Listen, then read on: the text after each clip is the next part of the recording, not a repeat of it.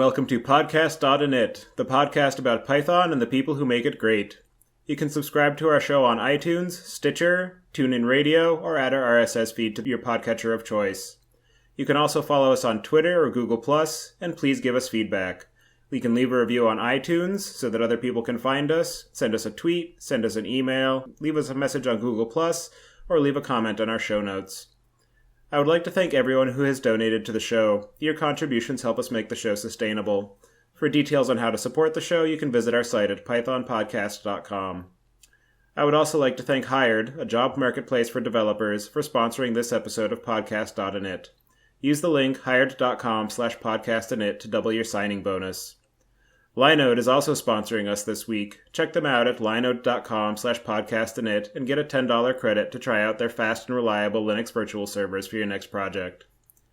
We are recording today on November 30th, 2015, and your hosts as usual are Tobias, Macey, and Patti.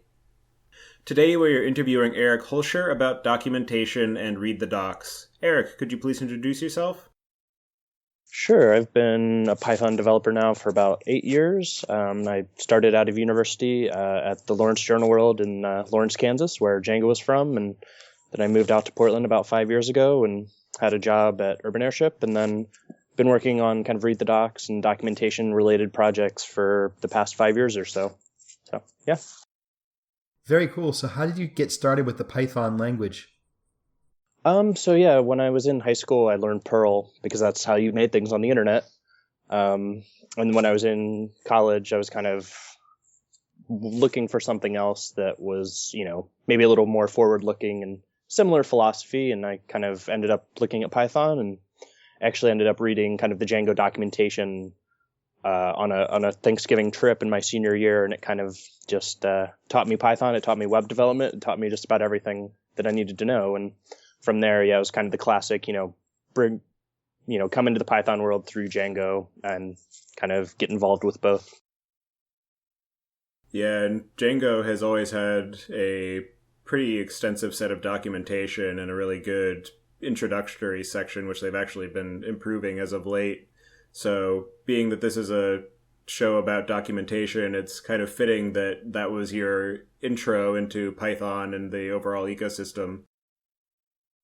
Yeah, definitely. And I gave a talk at Django birthday, actually, which is kind of like Django's 10th birthday. There was a little bit about that, about kind of the very circular nature of documentation in the ecosystem, I think, where, people get involved through it and then they really see the value in it and help kind of make it a community, kind of something that community values.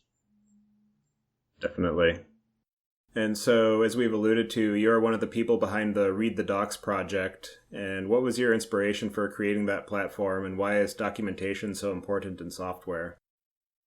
It was really just, the classic kind of scratching an itch. I had a few open source projects that I had documentation for, and I had just, they were on my personal website, and I had just like a cron job running every half an hour, pulling down the Git branch and, running Sphinx's make HTML command and copying them into a web directory. And that was kind of the state of the art at that time. And it was like, hey, we're developers, we have, GitHub, we have webhooks, we have all these kind of tools that have just come out and make a lot of sense in this problem space.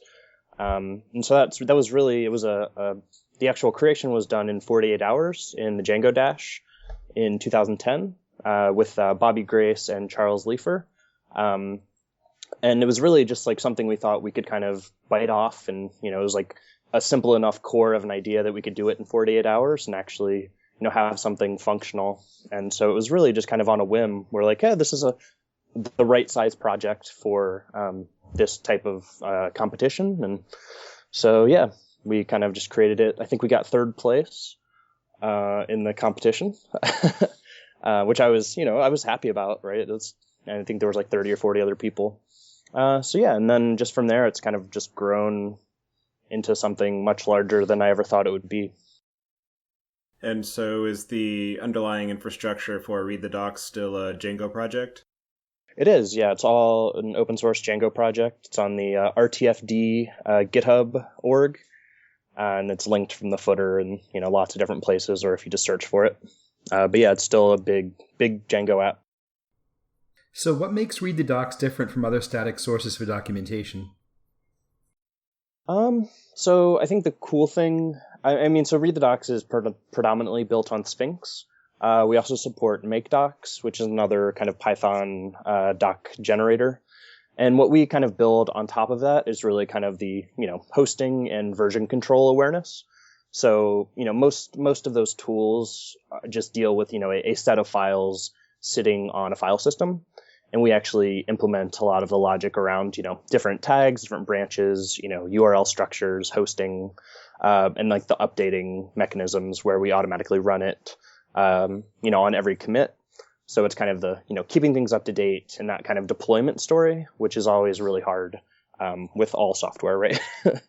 And so really, yeah, we're just kind of building on top of the tools that deal with the actual files to really give it more functionality.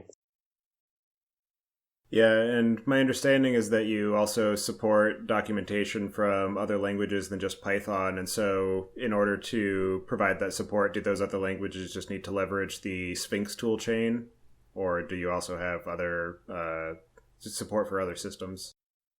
Yeah, correct. So MakeDocs doesn't really have any kind of language support. It's just a kind of a markdown tool that just does markdown files. And so we actually have added markdown support to Sphinx. So that's one of the big reasons we added MakeDocs. And so now if you want to use markdown, you can use, either tool.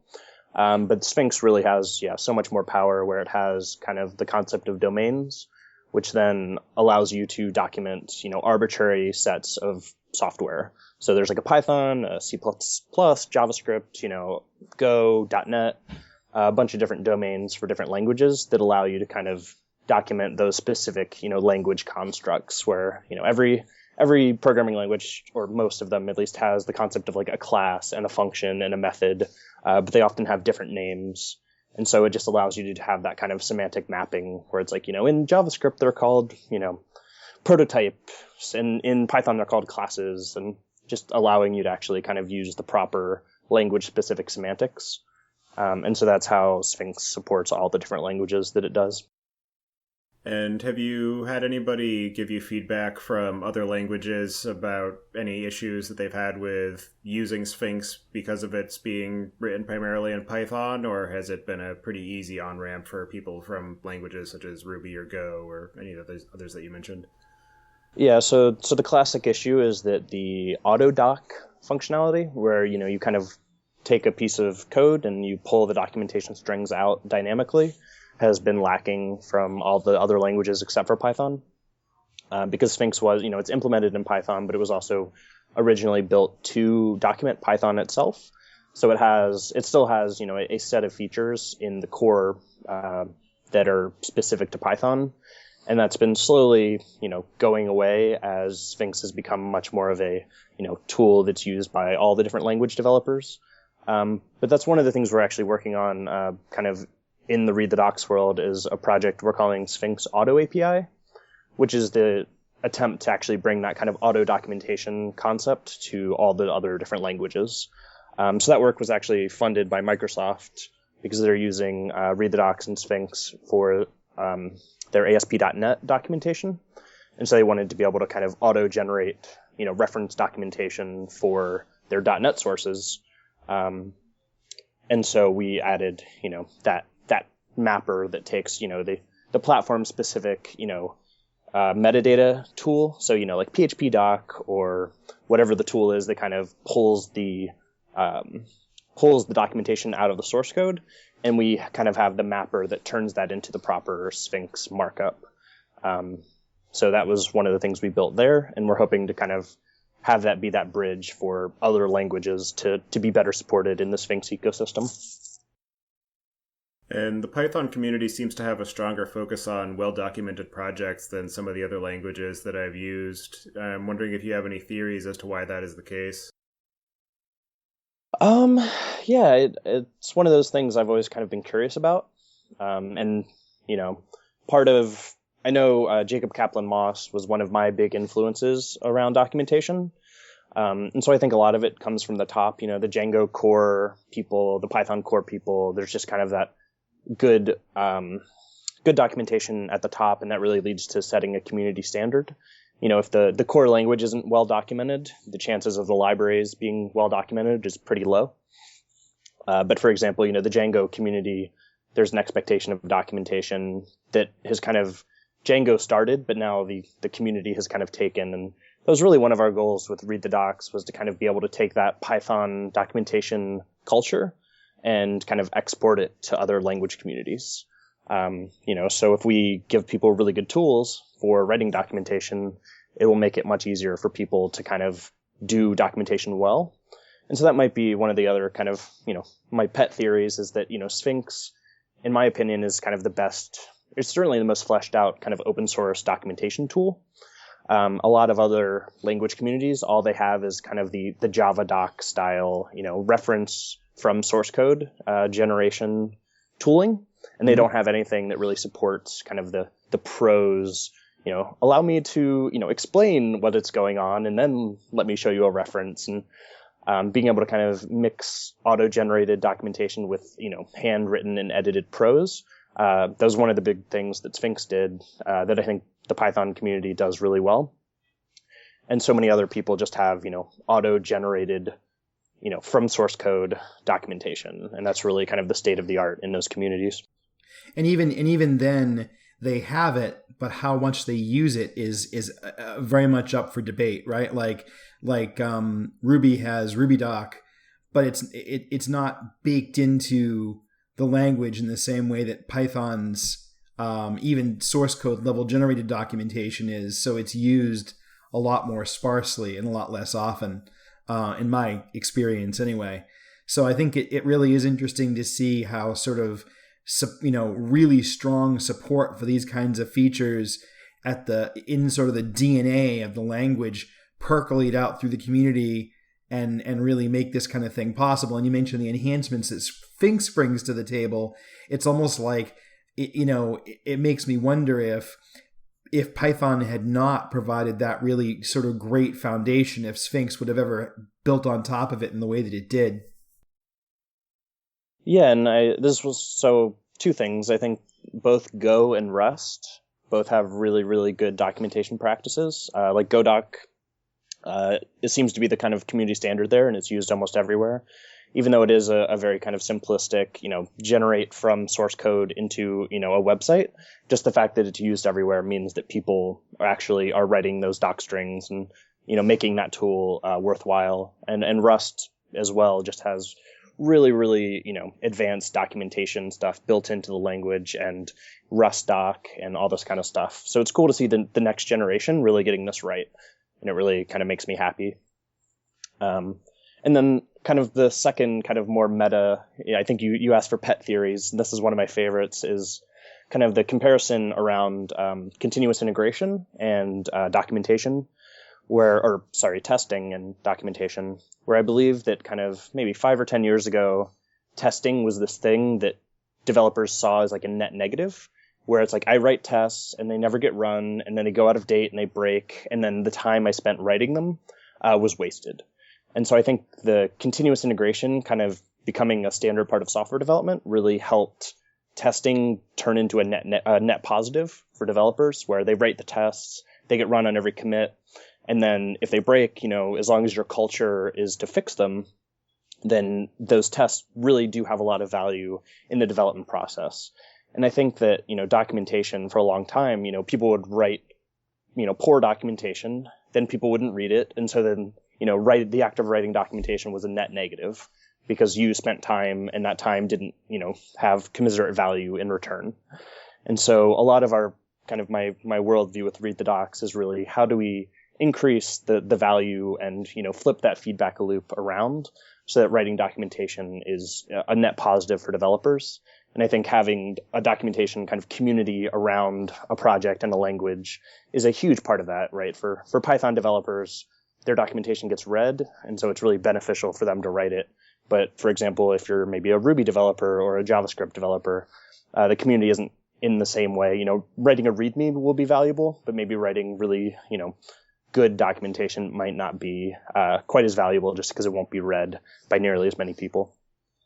And also, too, you're bringing up the correlation of documentation and testing, it also has an interesting sort of confluence in Python with the doc test module as well, being able to actually have your documentation be useful beyond just from a human perspective and actually be machine consumable to ensure that your source code and your documentation are lining up appropriately. And that's another way of verifying when they start to drift apart, because that's one of the other things that I've noticed a lot of times is that if the documentation is even marginally separated from the actual source code, it's much more likely to get out of date. Whereas I think the way that Python supports doc strings being part of the actual function body makes it much more likely that you will review it as you are modifying the source code and thereby actually keep it up to date, as opposed to letting it,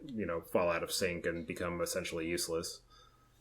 Yeah, definitely. We always call that kind of the wiki problem, where, at a lot of companies, documentation is stored in a wiki, and the act of, having to go to a separate place and update things just means that it never gets done. And so, I think having that, as close to the source code as you can possibly get, like doc strings are the best, but then in repo, markdown or restructure text is, the second best in that regard. So, I think that's a huge part of it as well. Since we've mentioned DocTest and Sphinx, can you outline the rest of the landscape of projects that leverage the documentation capabilities that are built into the Python language? Yeah, I think, DocTest is really interesting. And then Sphinx actually has a DocTest module built in as well that extends that a little bit, that lets you kind of do similar style DocTest things inside of Sphinx. So you can have it so you can, so in that use case, it's really being able to test the examples in your documentation, which is similar to the docstring use case, but a little bit different. And then MakeDocs is one of the other ones that's really been catching on, and it's much more of just a traditional kind of static site generator. A few of the other ones are kind of the, documentation reference generators. There's things like Epidoc and PyDoctor. I think those are all pretty out of date. Epidoc, I know, doesn't support Python 3 at least in its parse-only mode. I don't know about its how it imports software, or when it actually imports the code to generate the documentation. But I believe it's only Python 2 and doesn't support Python 3 at all. And PyDoctor is actually something that's broken out of the Twisted world, and so they're still kind of turning it into more of a generic tool. And then I think there's PyDoc that actually ships with Python, but it just generates the most like making your eyes bleed HTML you can imagine. But I don't know if there's a huge amount of other kind of documentation tools. There's things that are kind of downstream, like Dash, which is really great. So Dash kind of is just a generic kind of local, I think it's OS X only, but there's ports for Windows and Linux that lets you have kind of offline documentation locally on your machine. In that regard, those are really the big kind of doc things in the Python world. And maybe I'm, ignoring some important ones, and feel free to point out if I am. Yeah, well, given the huge number of projects available in the Python ecosystem, nobody can expect you to actually keep tabs on all the different libraries that are available for leveraging doc strings. So. Yeah, and I mean, at the end of the day, if you're just generating a set of, like a list of, alphabetically sorted list of modules or whatever, there's not that much innovation those tools can really provide. And I think, the Sphinx's approach of kind of mixing, auto-generated and, kind of human-written text is definitely kind of the proper solution in my mind. But pure API references are really valuable in terms of just being a reference, where if you're an advanced programmer and you already know, what you're doing and you just need to kind of be able to reference things. But in terms of actually learning and understanding the software, they're not that great of a tool. So can you estimate the overall user base for Read the Docs?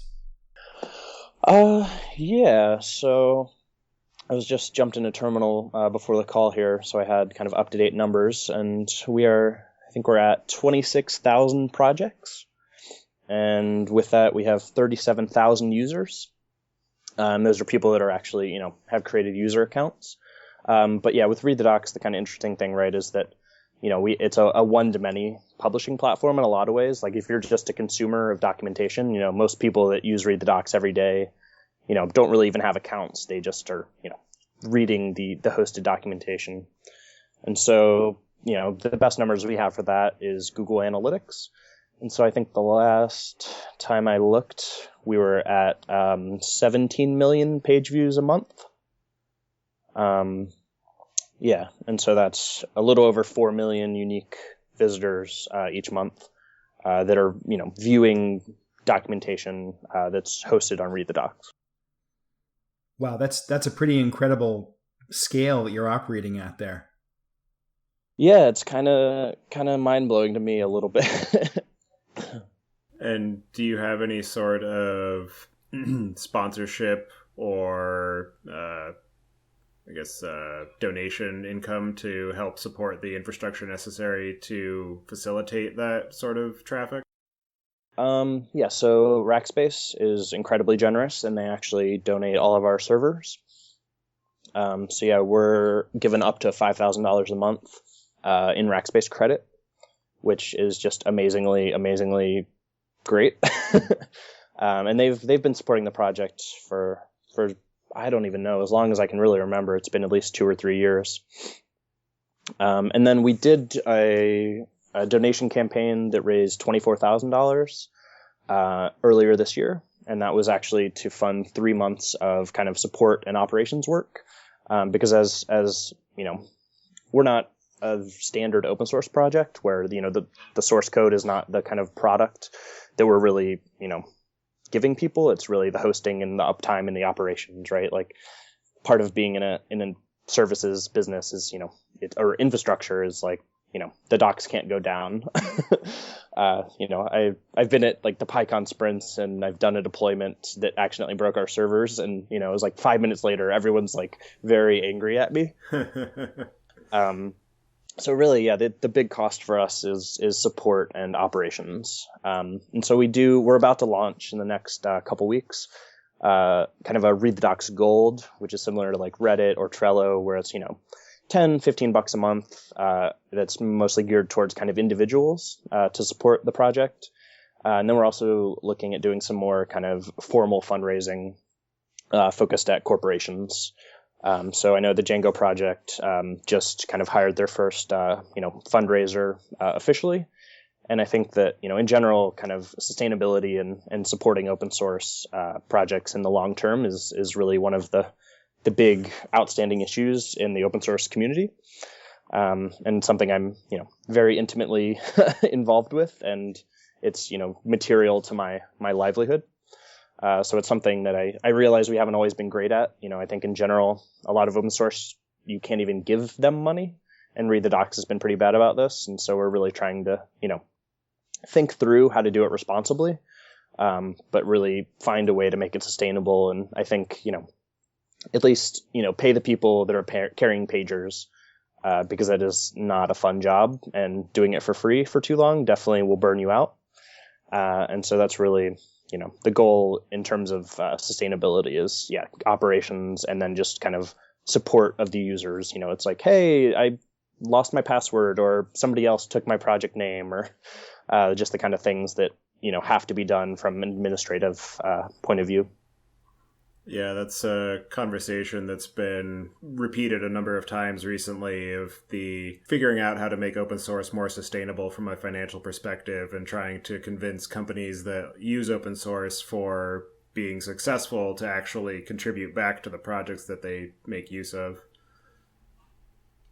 I have a half-drafted blog post, and it's something I really feel that I should be contributing to, and I'm just trying to find exactly what I want to say, because I have so many thoughts that it's really hard to kind of break that down into the meat of really what I can uniquely add to the conversation. Yeah, there's definitely a general problem to be wrangled with, and even beyond open source per se, just in the sense of you're trying to do something for the community, yet it costs money to keep the lights on, yet you don't want to become so obnoxious to your users that they end up resenting the fact that you've, gone for sponsorship. I mean, that's a balance we've tried to strike with this podcast as well, and hopefully we've been successful at it. That's definitely something that I, feel like I'm more than happy to pitch in for shared resources. I think it's important to give people the opportunity to help, to be sure. Yeah, and but at the end of the day, individual contributions are not the answer. Like I kind of view, in a lot of ways, I've started to view Read the Docs as a library, and libraries are supported with taxes, because if it was up to people just individually contributing, they wouldn't get funded. And really, I view it as something that, like, things like Read the Docs and, infrastructure like PyPy and, Travis and all these things should be effectively a tax on the venture capital industry. And maybe not just venture capital, but, kind of the tech industry as a general, in general. And, people hate the tax word.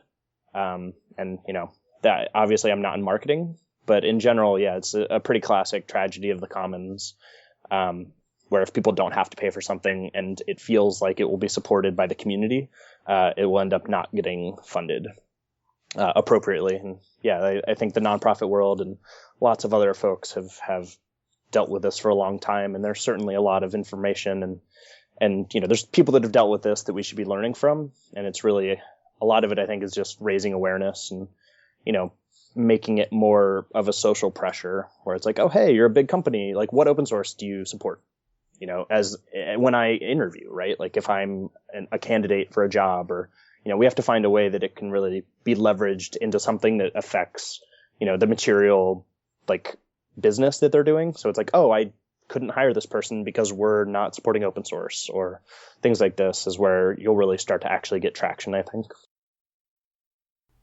Yeah, it's definitely a very interesting debate, and one that has very, very many different viewpoints and approaches that it's definitely will be interesting to see how it pans out over the coming months and years as the discussion continues. Yeah, I just think it's a healthy sign that the discussion is happening.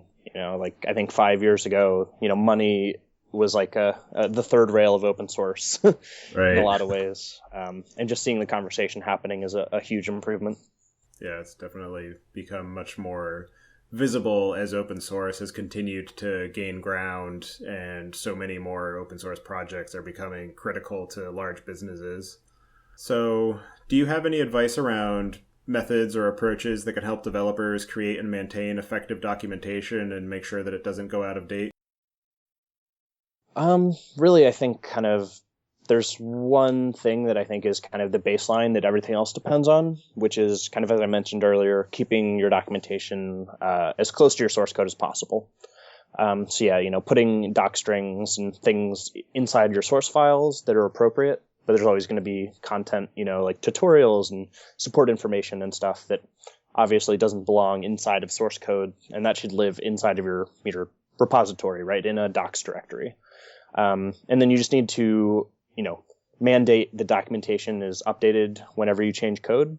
So basically implementing a process around pull requests that, requires documentation for new features, as well as, updating of documentation for, features that are currently in the code base. And that's really, I know the Django project has had this forever, where, code won't be committed without tests and without documentation. And that's really, I think, just kind of the baseline for, making sure and giving developers kind of the tools to allow them to make sure their documentation is up to date. You just kind of integrate it into the pull request kind of workflow that everybody's using, or whatever review process you have for, updating your code. Beyond that, it's really just, using good tools, knowing how they work. I think a lot of people just cargo cult a lot of things. And so people might not be familiar with that term, but yeah, they just kind of, it's copy and paste, right? Where, people are using Sphinx and restructured text, or Markdown even, and really not knowing what they should be doing and knowing how the tools can really help them. But yeah, I mean, and really, if you're big enough and you can kind of work at a company that has a technical writer, or if you're an open source project and you can attract people like that, Hopefully it's getting easier. I think, tech writers for a long time have been, detached from development of source code, but with, APIs getting prominence and all this kind of stuff, I think they're getting more and more involved with the actual development of software. So hopefully they'll find their way into the open source community and not get repelled. But yeah, I think just caring about it and knowing that you need to update it and you need to care about it when you're writing code is super important. And so one of the other methods that I use is kind of documentation-driven development, which is, I think, is really valuable for software design as well as documentation. So if you sit down before you write a little service or a project and, build out an example README file that has, the basic user-facing API, kind of the design decisions that you're making, where it's like, we're implementing this instead of using these 2 or 3 existing libraries because these are our goals, and here is, why those things don't solve them. And just really kind of being able to think through in writing why and how that software is going to be used will make the implementation much better. Because I think a lot of people have a habit of just going in and solving a problem in software and then not thinking about how the API is going to be represented to the end user. So you end up with software that kind of has this layer in the middle that has to translate how it works internally to how it's used externally. And I think writing documentation first that really thinks through how it will be used by the end user really makes for better software design and implementation, as well as better documentation, because the software is by definition easier to explain because it's, it was thought through from the beginning.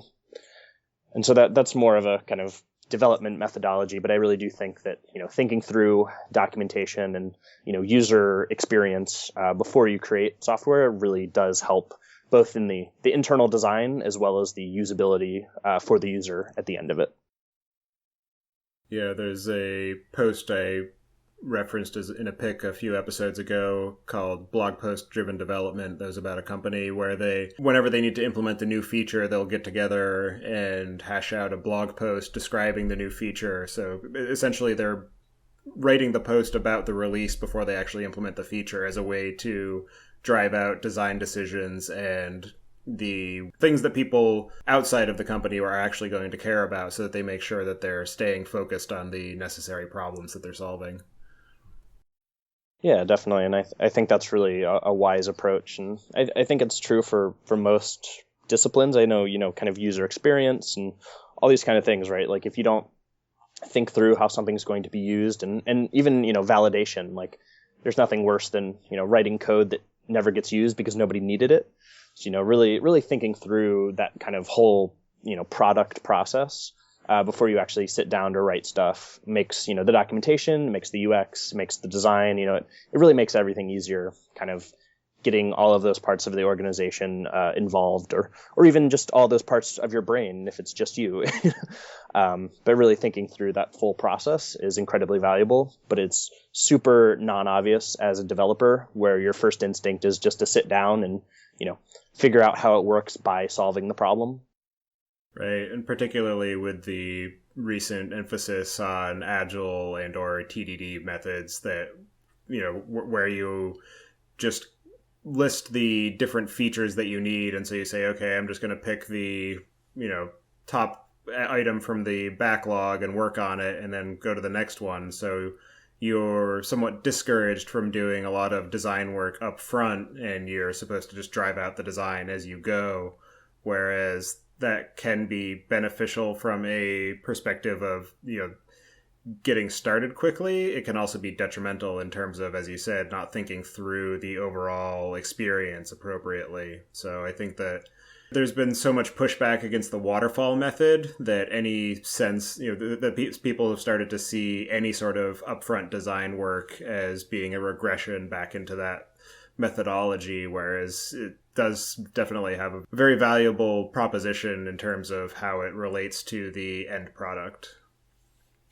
Yeah, definitely. And I mean, as with anything, there's balance, right? If you're if you're writing something that can, easily be encapsulated in unit tests and is a very logical, thing that is either yes or no or true or false, then yeah, you don't need a lot from that. But yeah, like the larger the problems and the more kind of interesting they get, the more you get value from kind of having all those different, you don't want the person coming in and telling you that it, can't be done at the end of the process.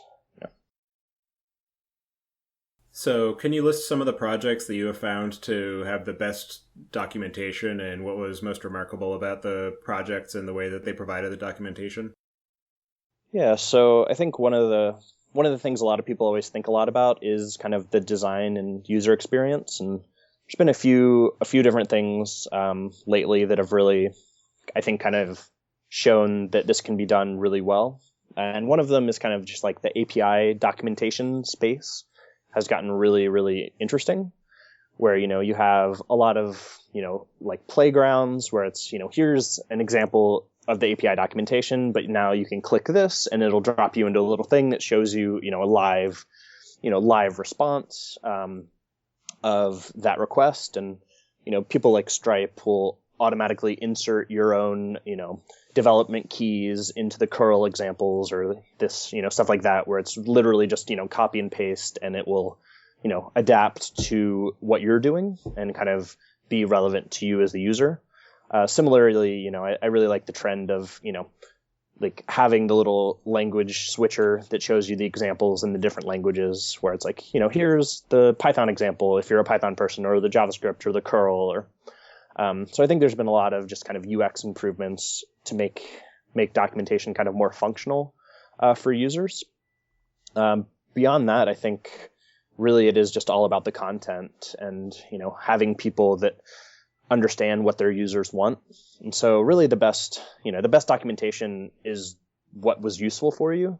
And so I think, Django is often cited as having really good documentation, but it can be incredibly infuriating for one user and amazingly perfect for the next. And it's really just, being able to try to provide documentation that kind of you can empathize and understand where the user is coming from so they can kind of get what they need out of it. So, a lot of people provide API references, which is perfect for an incredibly technical library that has, a small surface where it's like, hey, I just need to get in and I know I need this tool and I already know the problem and I just want to use it. But, things like the Django tutorial or the Django girls tutorial, where it's like, hey, I'm just getting started with, programming and web development. And so you need to have a much broader view. So I think the Django girls tutorial does this amazingly well, where they're like, hey, we're going to teach you Django, but we understand that that's not all we have to teach you. And that was one of the kind of views of the Django docs when I first started was, they're teaching me Django, but they're also teaching me good Python practice. They're also teaching me good web development practice. And so I think that's one of the really kind of keys to what I consider kind of good documentation is just knowing that audience, right? Like in your tutorial or your topical guides, being broader and having that kind of breadth that allows people to really understand the problem space, to understand the problems that you're solving. And then, in your API reference documentation, it should be super to the point and obvious. And so I don't have, everyone always asks this question, and I think it's a really hard one to answer, because you can show someone an example that you really enjoy, and a lot of people will just judge it on the design, or, they won't really actually understand the person coming into it, which is really where you see value in documentation. But yeah, I think just kind of understanding what good content should be and how to separate out the different, parts of your documentation for different users and when they need them is really, really important to having, kind of good documentation. Yeah, I'll definitely say that one of the things that often stands out to me when I'm reading through a project's documentation is having a good organizational structure to it. So one of the things that has definitely become commonplace is the getting started section, where it just has a brief overview of this is how you get up and running with the project, if that's all you want to do.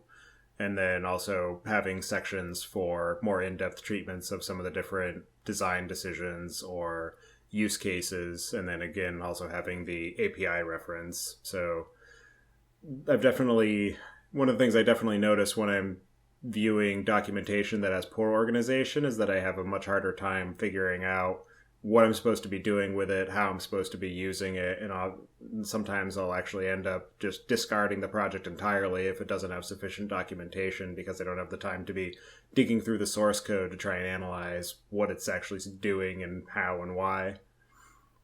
Yeah, and this is one of my primary frustrations with the directory full of Markdown on GitHub approach. That seems to be that a lot of projects seem to use is that it gives you no structure and no kind of guidance, and you're lost in this sea of Markdown, and it's like, where do I go? Where should I start? I'm on this page, but where do I go next? And all those things that really having like a table of contents and next and previous and all those kind of things that a real kind of documentation website give you. To give you that kind of context and that structure and that, confidence that where you are and you're in the right place, and, that kind of stuff I think is super important. Yeah, even just the next and previous buttons are a huge UX benefit, because I was actually reading through some documentation earlier today that didn't have those buttons, and having to keep scrolling back up to click on the next item in the table of contents was just kind of frustrating, particularly after all my experience with browsing through docs on the Read the Docs site, where it does have that capability. So, newcomers to open source are often encouraged to submit improvements to a project's documentation as a way to get started and become involved with the community. I'm wondering if you have any general advice on how to find and understand some of the undocumented features, or find gaps in the documentation itself for where those improvements are needed. Yeah, I think especially in the open source world, the beginner onboarding stuff tends to be the worst because the people that tend to write documentation are the experienced people, and it's really hard to kind of maintain that beginner's mindset and really have that that empathy with a person who's just coming. And so it's so easy to kind of assume knowledge and leave parts out. And so I think for a lot of newcomers, really just like using the documentation and getting going and kind of getting introduced to it, and keeping notes around like what errors did I encounter, what commands did I type that I had to Google, all this kind of stuff, where it's like what was the web of knowledge that existed outside of the docs that they thought I knew that I didn't know. And that's really one of the best ways for kind of new people to get involved, because they don't have to fake being new like a core contributor or something might.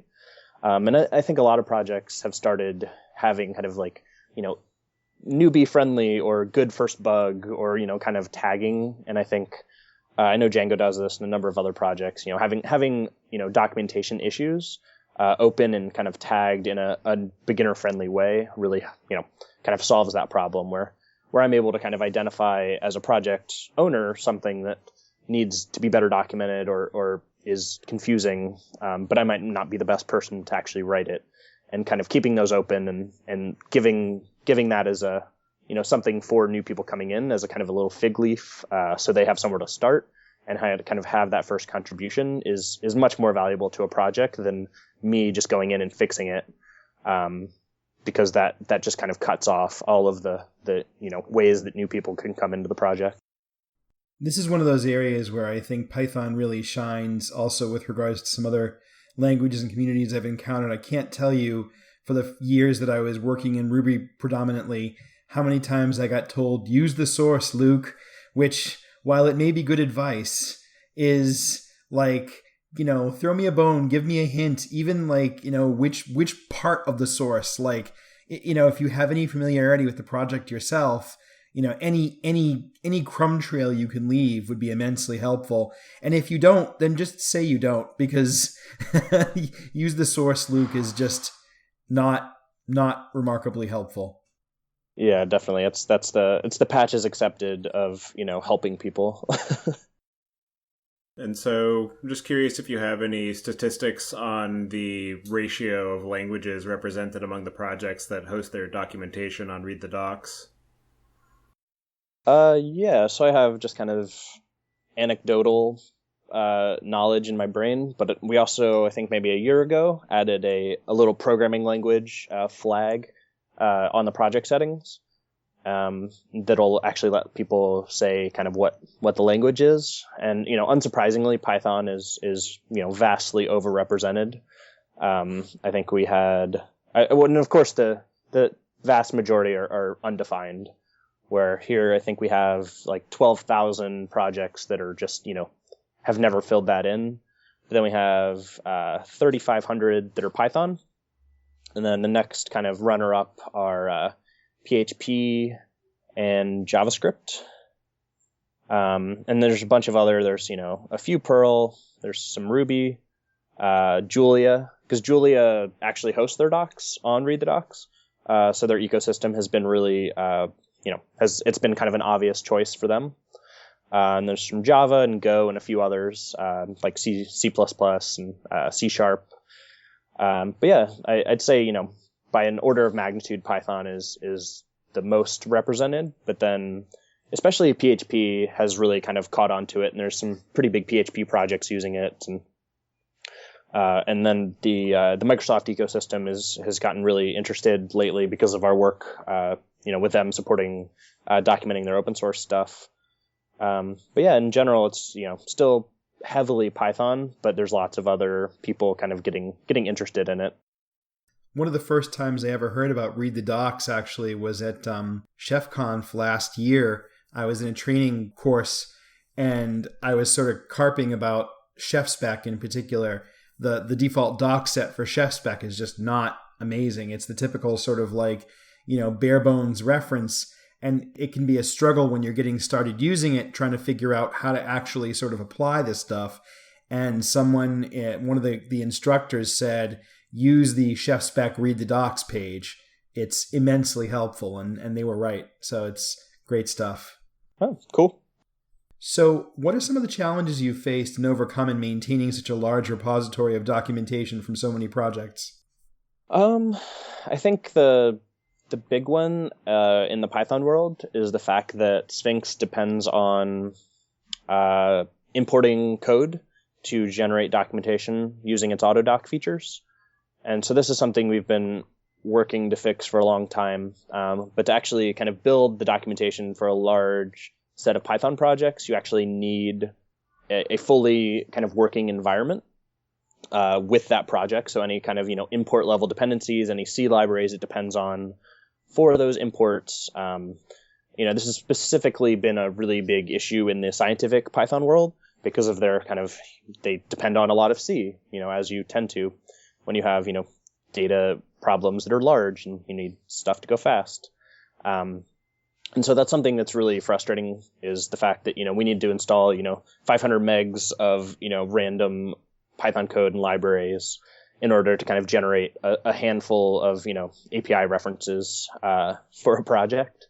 And so we're really trying to kind of, every other language in, with our auto API work that we're doing is, kind of parse only, where it goes in and just kind of looks at the code on disk and pulls out the information about the doc strings and, the API reference kind of metadata without importing the code. And so we're really trying to kind of push the Python world towards that. And we haven't done a huge amount of work there publicly, but internally we're working on stuff to really make that better.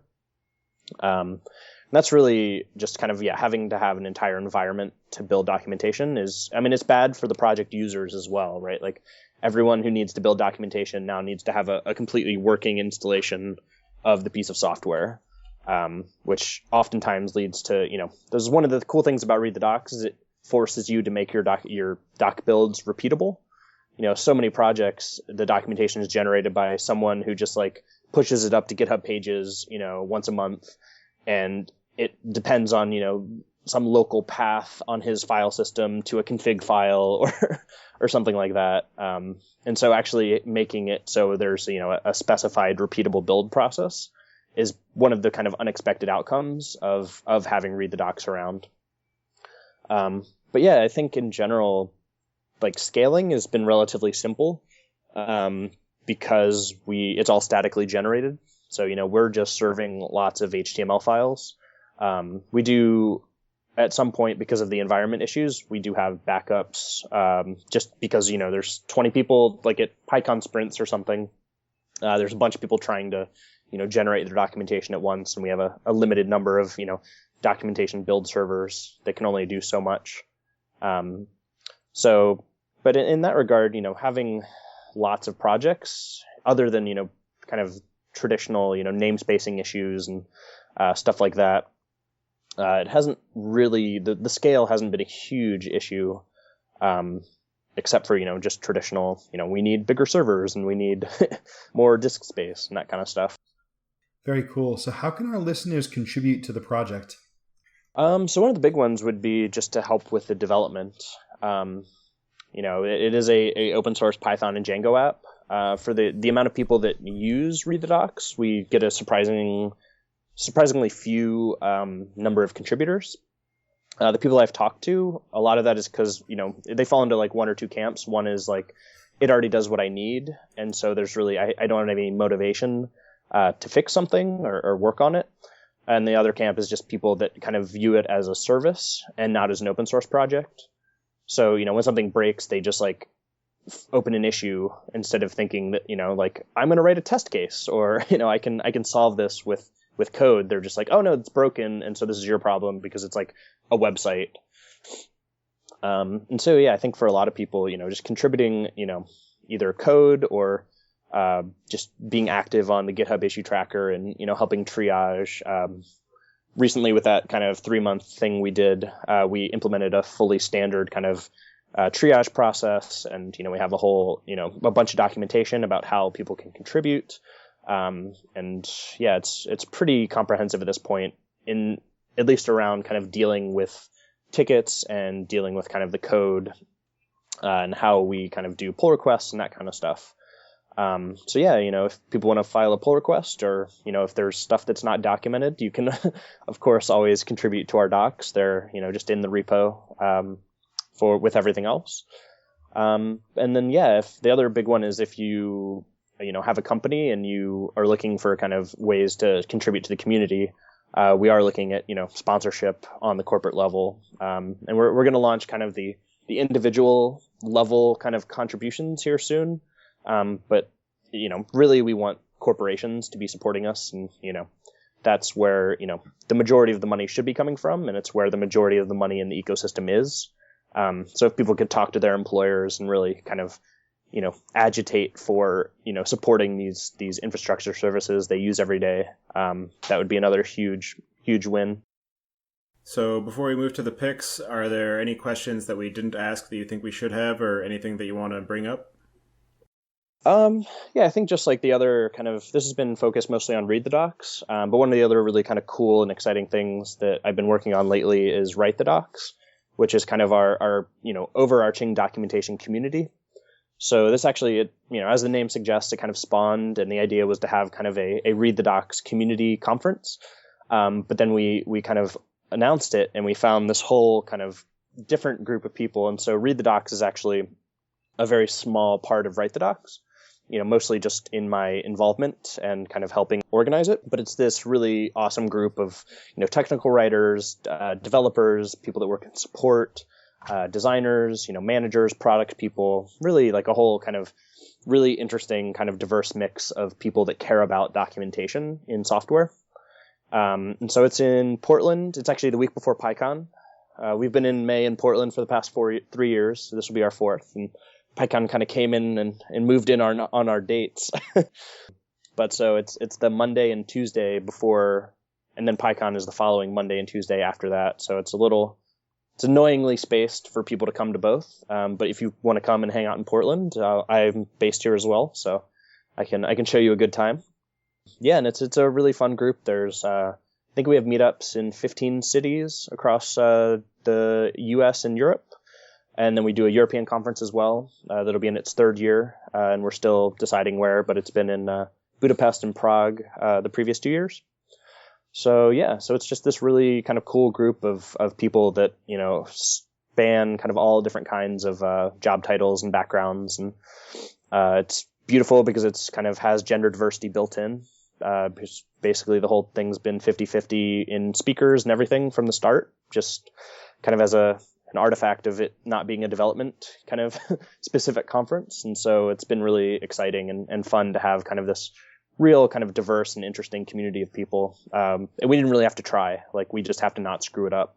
And it's really a really great group. And so I definitely, if documentation is something you're interested in, even if you don't care about Sphinx or read the docs, it's definitely worth being involved with, regardless of your where in the documentation world you live. And you mentioned that part of the Write the Docs project is meetups, and I'm wondering if you have any sort of media kit or other starting resources for anybody who wants to create their own local meetup that is part of that overarching organization. So yeah, we had a talk at the conference last year about starting a meetup. And so yeah, it was the guy who actually organizes the meetup here in Portland.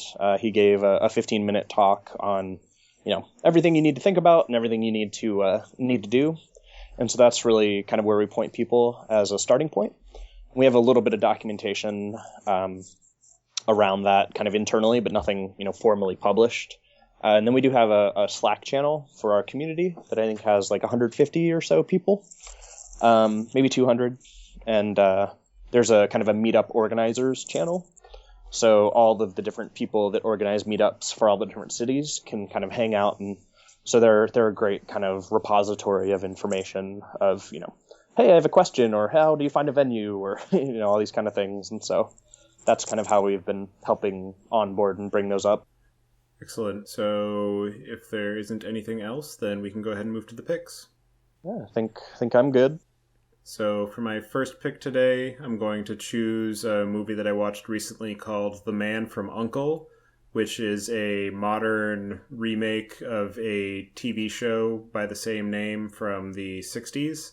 And it was a very well done movie. It's a sort of a spy intrigue movie, but it has a really good mix of action and humor and character development, and all of the main characters play off each other really well with some phenomenal acting. So definitely recommend checking that one out. For my next pick, I'm going to choose a YouTube channel called Minute Physics. And it's a bunch of YouTube episodes that usually run in the range of about 5 minutes long, and they all have to do with different aspects of physics and, tangentially some of the related science. So definitely an interesting one to check out. And I will leave it at that this time around. And go ahead, Chris. Hey, thanks, Tobias. So my first pick is kind of an odd one in the sense that it's actually a newsletter. It's by a man named Avdi Grimm, who is a bright light in the Ruby community. I know this is a Python podcast, but whether any Pythonistas are particularly willing to admit it or not, Python and Ruby do share quite a number of similarities. And so I think it behooves all of us in both communities to sort of keep track of what's going on in the other. And Avdi has started a newsletter, an email newsletter, with just a whole bunch of really cool, he's just a very deeply thoughtful person. And it contains links and commentary and musings and quotes from our industry, different things that he's read recently that he likes. It's really great stuff. If you're technical and you like to sort of cast a wide net over resources that you want to be able to delve into to improve yourself as a programmer, I highly recommend it. My next pick is a book. After the Paris attacks of a couple of weeks ago, I know I personally felt like I really wanted to sort of get behind the headlines and try to understand what's going on in the Middle East with ISIS a bit more. So I'm reading this book called Black Flags, The Rise of ISIS. And it's a really fascinating look sort of behind the headlines that focuses on a number of individuals and particular geographic areas. And so far, I'm about halfway through, it's been incredibly insightful and really sort of a view into, the circumstances and people that have made this situation what it is today. My next pick is a YouTube channel. This kind of pairs well with Tobias's pick of Minute Physics, although this isn't physics specific per se. This one is a YouTube channel called Veritasium.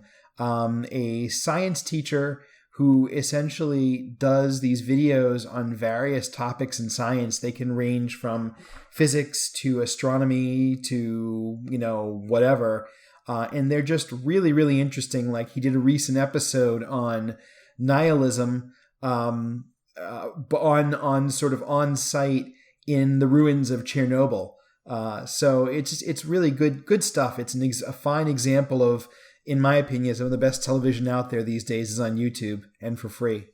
Eric, please give us any picks you may have. Yeah, so one of my current obsessions is a Thai noodle dish called khao soi, which is just this amazing dish. I spent some time in northern Thailand around Chiang Mai a couple of years ago and really fell in love with it, where it cost $1 and you could buy it from lots of vendors on the street, and been trying to slowly recreate it with various Asian markets and that kind of stuff. And I definitely, if people are into the kind of spicy, interesting kind of Thai food, find it at a local, a lot of, it's not your standard kind of pad Thai or those kind of things, but a lot of Thai restaurants will have it, and it's amazing. And then I just saw Brett Vicker, who just does this amazing work on kind of modeling data and information. Just basically all of his work is really worth looking into. But he just published something the other day about kind of climate change and how we as technologists can, help influence it, right? Because it's this global problem that's really nebulous and hard to kind of really think about.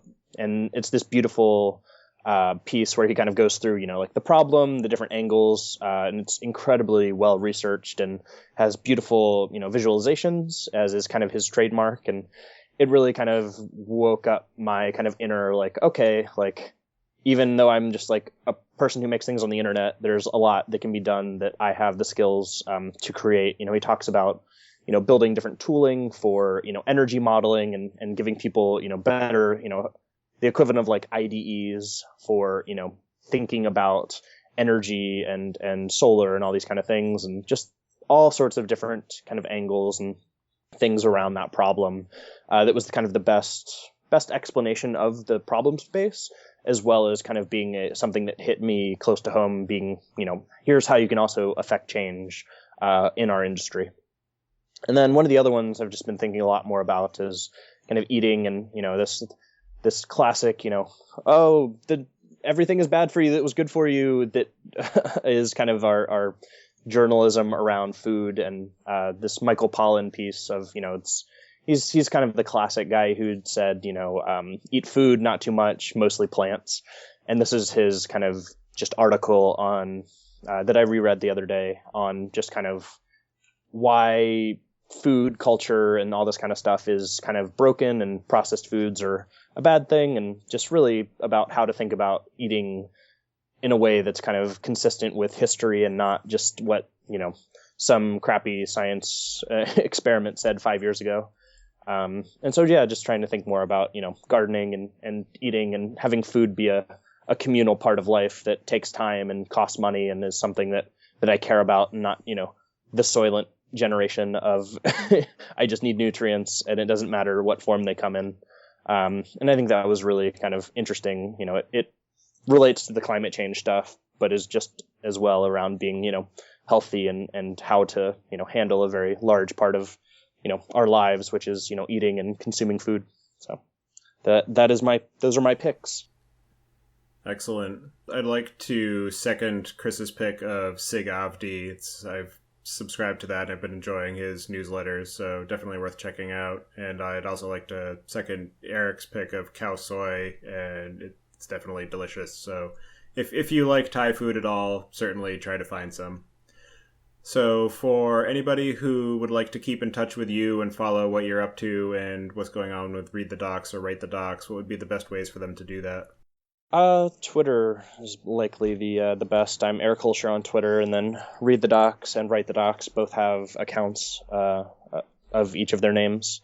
And so, yeah, I try not to cross too many of the streams, and even though they're very, very similar in nature. Yeah, if you care about the community and that kind of stuff, Write the Docs is great. We just announced our dates for the conference this year, and, all the information about that will be posted to Twitter.